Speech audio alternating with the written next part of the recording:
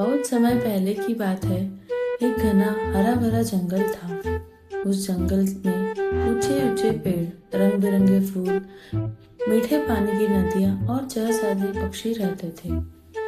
जंगल के बीचों बीच एक पुराना बरगद का पेड़ था, जिसे सारे जानवर सम्मान की नजर से देखते थे।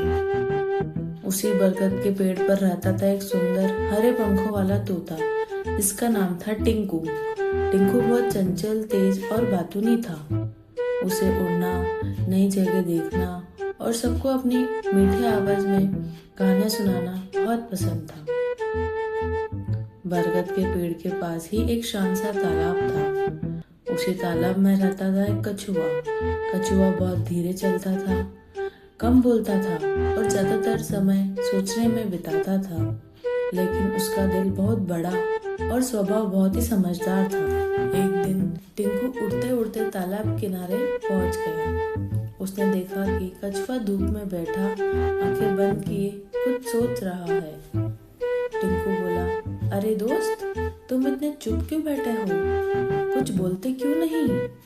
कछुए ने आंख खोली और मुस्कुराकर कहा, मैं जीवन के बारे में बहुत सोच रहा हूँ। हर चीज को समझने में समय लगता है। टिंकू हंस पड़ा, इतना सोचोगे तो जिंदगी कब जियोगे? कछुए ने शांत स्वर में जवाब दिया, और बिना सोचे जियोगे तो गलती कब समझोगे? और उसी दिन से दोनों की दोस्ती शुरू हुई। हर दिन टिंकू उड़कर जंगल की खबरें लाता, कहाँ मीठे फल लगे हैं, किस पेड़ पर नई कोपल आई है और कौन सा जानवर क्या कर रहा है। कछुआ बदले में टिंकू को सिखाता था धैर्य रखना, मुसीबत में घबराना नहीं और हर काम सोच समझकर करना। धीरे धीरे टिंकू पहले से ज्यादा समझदार हो गया और कछुआ पहले से ज्यादा खुश रहने लगा। एक दिन जंगल में जोरदार आंधी आई, पेड़ हिलने लगे, डालियां टूटने लगी।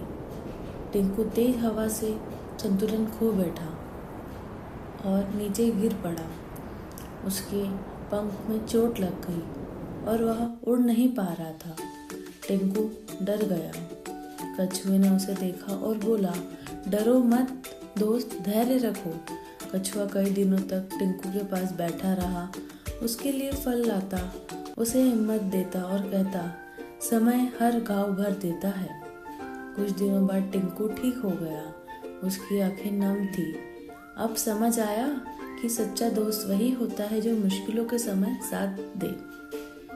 टिंकू ने भावुक होकर कहा, अगर तुम साथ न होते तो मैं कभी बच नहीं पाता। टिंकू मुस्कुराया और बोला, और अगर तुमने मुझे धैर्य न सिखाया होता तो मैं बीच रास्ते में हार जाता। दोनों हंस पड़े। कुछ समय बाद जंगल फिर से हरा भरा हो गया। आज भी बरगद का पेड़ उनकी दोस्ती की कहानी सुनाता है।